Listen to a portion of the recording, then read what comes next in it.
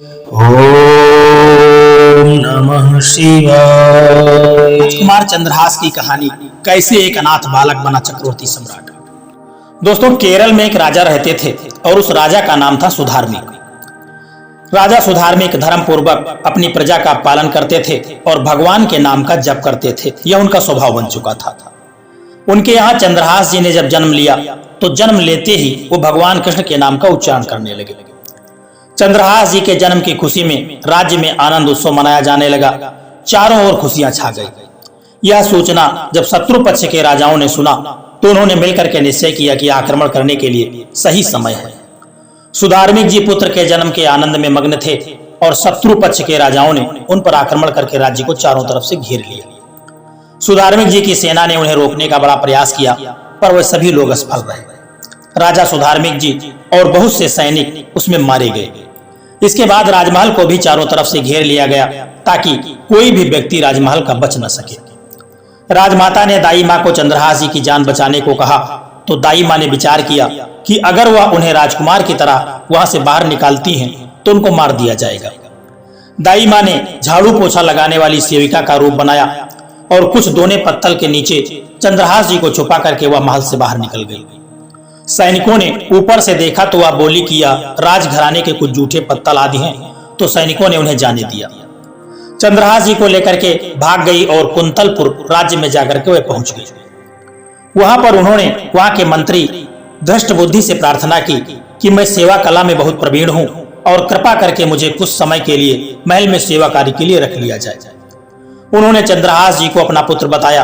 उनकी परीक्षा ली गई। राजघराने की सेविका होने के कारण वो उस कला में बड़ी प्रवीण थी। घर का काम काज करने में बहुत ही कुशल थी। उन्हें सेवा में रख लिया गया। उन्होंने अपना असली परिचय किसी को नहीं बताया। जब चंद्रहास जी 3 साल के हुए तब दाई माँ की मृत्यु हो गई। अब उनकी देख रेख करने वाला कोई था नहीं। उनके मुख पर हर समय कृष्ण कृष्ण नाम चलता रहता था। अब वह गलियों में भटकने लगे। उनको महल से निकाल दिया गया क्योंकि दाई माँ की सेवा के कारण ही उन्हें महल में रखा गया था। 3 साल के बाद बालक चंद्रहास जी को गलियों में घूमता देख कोई उन्हें स्नान करा देता तो कोई वस्त्र पहना देता और कोई भोजन करवा देता। चंद्रहास जी हर समय भगवान कृष्ण का नाम जपते रहते थे। श्री देवर्षि नारद जी ने जब यह देखा कि यह बालक कृष्ण कृष्ण बोलता रहता है और इसका हरि के अलावा कोई नहीं है, नारद जी ने उनको बुलाया और बड़े ही प्यार दुलार के साथ कहने लगे कि सुनो, मैं तुम्हें एक अमोघ वस्तु देता हूं। नारद जी उनके लिए एक छोटी सी सालिग्राम लेकर के आए। नारद जी बोले, धो के इसे पी लेना और दिखा के खा लेना, यही तुम्हारी सेवा पद्धति है। इनको स्नान करा देना और जो तुम्हें मिले इनको अर्पित करने के बाद ही उस भोजन को ग्रहण करना। चंद्रहास जी ने सोचा कि सालिग्राम शिला को धोने, स्नान कराने और भोग लगाने के लिए तो कोई पात्र बर्तन चाहिए होगा। उन्होंने पान की तरह सालिग्राम को अपने मुंह में ही रख लिया। उन्होंने सोचा कि यही धुल गए तो चरणामृत पिया लिया जाएगा और कुछ खाएंगे तो अर्पित भी हो जाएगा। नारद जी ने साथ ही उन्हें भगवान के मंत्र का भी उपदेश दिया। मंत्री धृष्टबुद्धि, जिसने चंद्रहास जी की दाई माँ को आश्रय दिलाया था, उनके एक पुत्र थे मदन जी, जो बहुत ही भगवत भाव वाले थे। उनकी एक पुत्री भी थी जिसका नाम था विषया। मदन जी का भक्तों को भोजन खिलाने का स्वभाव था। उन्होंने कई भक्तों और ब्राह्मण जनों को भोजन के लिए बुलाया। तभी चंद्रहास जी भी खेलते खेलते वहीं पर पहुंच गए और वहां प्रसाद खाने लगे। उन बड़े बड़े ब्राह्मणों में एक ज्योतिषाचार्य भी थे। धृष्टबुद्धि जी ने अपनी पुत्री विषया को सामने ले जाकर के उनसे कहा कि आप इसका हाथ देख करके बताइए कि इसका वर कैसा होगा, उसका कैसा ऐश्वर्य होगा। ब्राह्मण ने आसपास अपनी नजर दौड़ाई और चंद्रहास जी की ओर इशारा करके बोले कि वो इसका वर है। धृष्टबुद्धि ने कहा कि आपने शायद सही से रेखा नहीं देखी है। ये तो दासी का लड़का है, ये हमारी पुत्री का वर कैसे बनेगा। ब्राह्मण बोले कि मैंने तो सही सही ही भाग्य देखा है और दक्षिणा लेकर के वहां से चले गए। धृष्टबुद्धि ने विचार किया कि यह दरिद्र लड़का मेरी पुत्री का वर नहीं बनना चाहिए। मैं इतने बड़े राज्य का महामंत्री हूं और मेरी पुत्री का ऐसा दुर्भाग्य नहीं होना चाहिए। उन्होंने उसी दिन निश्चय किया कि इसे आज ही मरवा डालते हैं। उन्होंने तुरंत अपने जल्लादों को बुलाया और आदेश दिया कि इस बालक को ले जाओ और जंगल में जाकर के इसको मार दो। इसका कोई अंग काट करके मुझे दिखाना। चंद्रहास जी इतने सुंदर और सुशील और प्यारे लगते थे कि कोई भी उनको मारने के लिए तैयार नहीं होता। इसीलिए उसने शर्त रखी कि इसका कोई अंग काटकर मुझे प्रमाण में दिखाया जाए। जल्लादों ने चंद्रहास जी का हाथ पकड़ा तो उनका स्पर्श करते ही उनको ऐसा दुलार आने लगा जैसे माँ को अपने बच्चों से दुलार होता है। वो आपस में कहने लगे कि भाई जीवन हो गया, लोगों को मारते हुए कभी कोई पुण्य का काम नहीं किया। यह इतना सुंदर बालक है जो हमारे चित्त को चुरा रहा है। इस भ्रष्ट बुद्धि मंत्री ने इसे मारने का क्यों आदेश दिया है?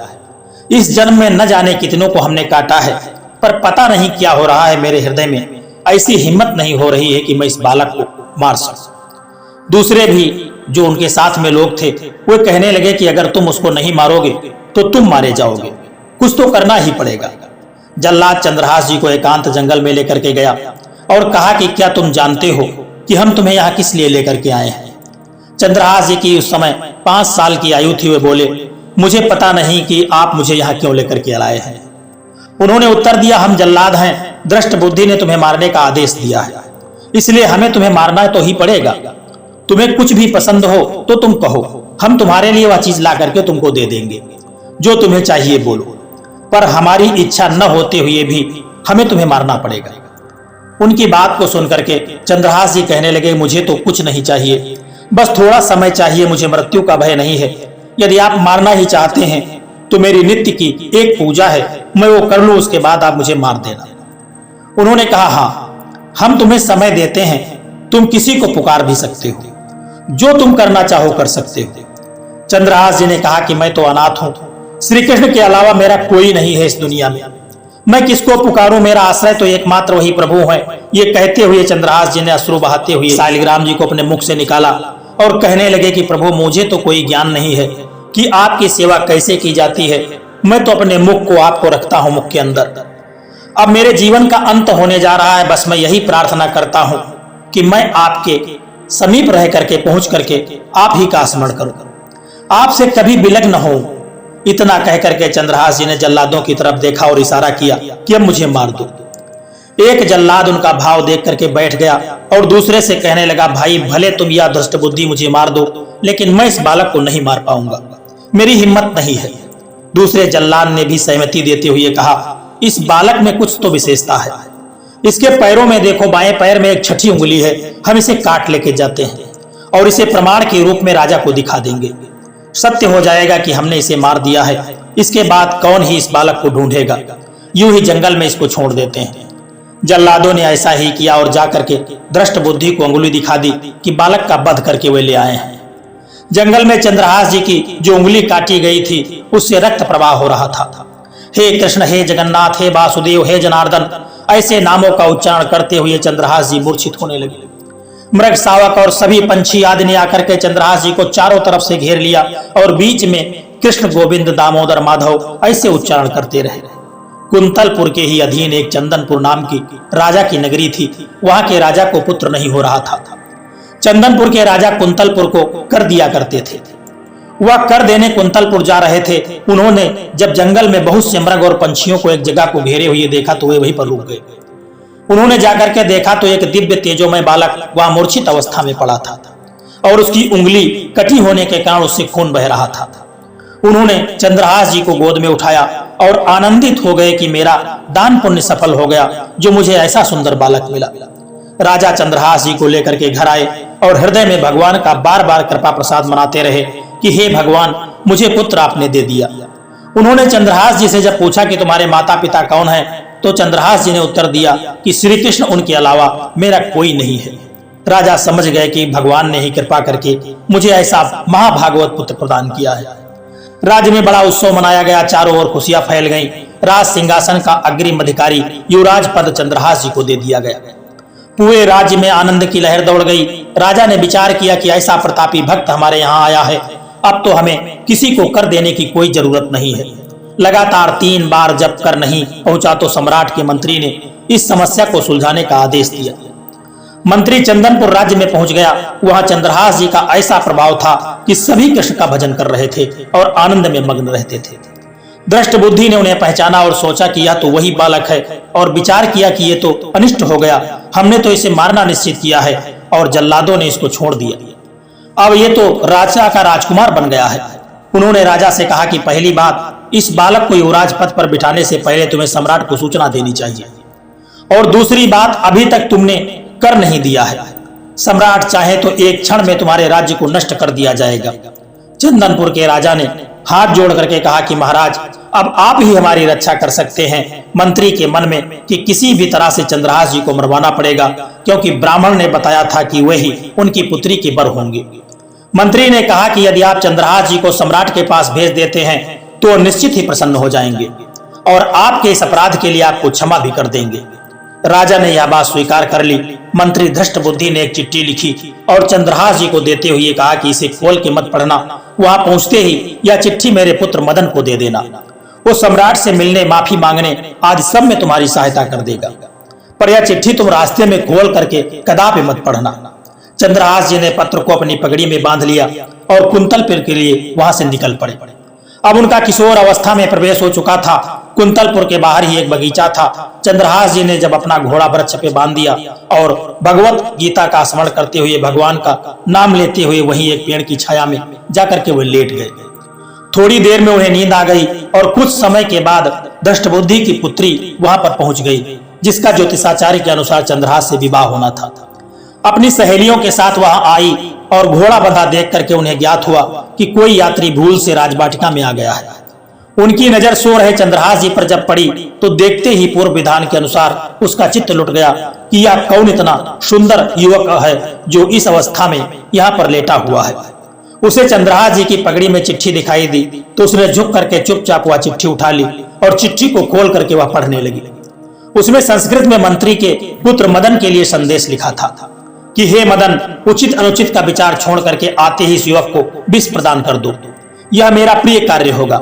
मंत्री की पुत्री को बड़ा दुख हुआ कि पहले ही दृष्टि में इन्हें सोता हुआ देख करके मेरे प्राण समर्पित हो गए, लेकिन पिताजी तो इतने सुंदर किशोर को विष देने की बात कह रहे हैं। उन्होंने कागज लिया और विष को विषया कर दिया। अब उस पत्र का अर्थ बदल चुका था। हे मदन, उचित अनुचित का विचार छोड़ करके आते ही इसे विषया प्रदान कर दो, यह मेरा प्रिय कार्य होगा। उसने पत्र वहीं उसकी पगड़ी में वापस रख दिया और अपने घर जाकर के उसकी प्रतीक्षा करने लगी। चंद्रहास जी उठे और मंत्री के घर पहुंच करके मदन से मिले। मदन को जब पता लगा कि चंदनपुर से पिताजी ने इसको भेजा है और वो यहाँ के राजकुमार हैं, तो चंद्रहास जी को हृदय से लगा लिया। चंद्रहास जी ने कहा कि आपके पिता ने यह पत्र दिया है। मदन ने पत्र पढ़ा, अभी ही इस युवक को विषया प्रदान कर दो। तुरंत बिना विचार किए मदन ने पंडित को बुला करके दोनों का विवाह कर दिया। अब मंत्री अपने घर आए तो सब साज सजावट और विवाह का माहौल देख करके हैरान हो गए। किसी ने उन्हें बताया कि आपने ही तो इसका विवाह के लिए पत्र में आदेश लिखा था, मदन के पास चिट्ठी रखी है। मंत्री अपने घर गए और मदन से कहने लगे, तुम्हारी बुद्धि मारी गई है क्या? हमने पत्र में विवाह करने का कहाँ लिखा था? मदन ने कहा, पिताश्री, आपकी आज्ञा का उल्लंघन नहीं हुआ है। आपने मेरा नाम लिख करके मुझे बिना विचार किए इस युवक को विषया देने के लिए कहा था, इससे मेरी कोई त्रुटि नहीं है। मंत्री ने जब चंद्रहास जी को दूल्हे के रूप में देखा तो क्रोध से भर गया। उसने विचार किया कि चाहे मेरी बेटी विधवा हो जाए पर मैं इसे जिंदा नहीं रहने दूंगा। वह चंद्रहास जी के नजदीक गया और कहा, बहुत कृपा हुई कि आप हमारे दामाद बने।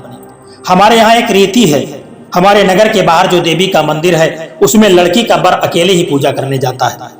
आपको हमारी कुल की रीति का निर्वाह करना होगा। चंद्रहास जी उसकी बात मान गए और पूजन की थाल लेकर के वहां पर चल दिए। दूसरी ओर मंत्री ने कई बलवान सैनिकों को भेजा और आदेश दिया कि देवी पूजन के लिए जो आ रहा है उसे तत्काल काट देना। किसी भी तरह से यह बचना नहीं चाहिए, अन्यथा तुम सब मारे जाओगे। सब राज सैनिक आदेश पाकर पहले ही वहां पहुंच गए। उसी समय वहां के चक्रवर्ती सम्राट कुछ बड़े बड़े विद्वानों और ऋषियों से बातचीत कर रहे थे। ऋषियों ने कहा कि महाराज, अब आपका राज सिंहासन पर बैठना राज्य के लिए मंगलमय नहीं होगा।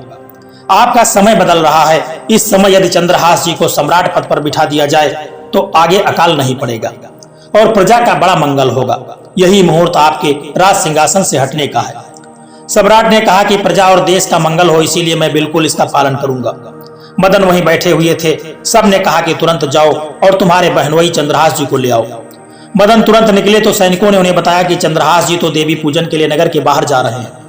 मदन उसी दिशा में गए और चंद्रहास जी को मिलते ही उन्होंने कहा कि सुनो, देवी की पूजा मैं कर लूंगा, इसी समय मुहूर्त है, जाओ, सम्राट पद का अभिषेक कराने के लिए आपको बुलाया गया है। इतना कह करके मदन जी देवी पूजा के लिए चंद्रहास जी के सम्राट पद के लिए अलग अलग दिशा में चले गए। इधर चंद्रहास जी का राज्याभिषेक होने लगा। वहां देवी मंदिर में धष्ट बुद्धि के पुत्र मदन पूजा करने के लिए पहुंचे तो पहले से तैयार सैनिकों ने उन्हें काटकर फेंक दिया। मंत्री का सारा खेल उल्टा पड़ गया। पुत्र की हत्या हो गई और चंद्रहास जी सम्राट पद पर उनका अभिषेक हो गया। सैनिकों ने आकर के मंत्री को सूचना दी कि देवी मंदिर में आपके आदेशानुसार वह मारा गया, वो आपका पुत्र मदन था। दृष्ट बुद्धि ने कहा कि यह कैसे संभव है, वो तो चंद्रहास था। सैनिक कहने लगे उनका तो सम्राट पद पर अभिषेक हो गया। अब दृष्ट बुद्धि छाती पीट पीट करके खूब रोने लगा, बार बार चिल्लाने लगा, हाय मैं कितना अभागा हूं जो मैंने अपने पुत्र को ही मरवा दिया। चंद्रहास जी ने जब इसके बारे में सुना तो सोचा कि मृत्यु तो मेरी निश्चित थी, फिर मदन को मेरी मृत्यु कैसे प्राप्त हुई। तो वे तुरंत गए और मदन के शव को सामने रख करके उन्होंने भगवान का ध्यान करते हुए उनके शव पर हाथ फेरा तो वह जीवित हो गए। यह घटना धष्ट बुद्धि को पता नहीं थी जब तक उन्होंने अपनी खोपड़ी फोड़ फोड़ कर अपनी हत्या कर ली थी। चंद्रहास जी ने उन्हें भी उनका जीवन वापस दिलाया और कहा कि पिताजी अब तो कृष्ण कृष्ण जपो, आपकी बुद्धि अब शुद्ध हो गई है। और भगवान का आश्रय लेकर के उन्होंने भी आपके जीवन को भगवत भक्ति में लगाया है। इस तरह से एक गरीब बालक सम्राट बना और एक अनाथ बालक राजा के पद को प्राप्त हुआ। दोस्तों, यह कहानी बिल्कुल सत्य है। यह कहानी आपको कैसी लगी है एक प्यारा सा कमेंट करके जरूर बताना। और यदि यह कहानी आपको पसंद आई है, अच्छा लगी है, तो इस वीडियो को लाइक शेयर करना और चैनल को सब्सक्राइब करने की भी कृपा कर देना। जय श्री कृष्णा, राधे राधे।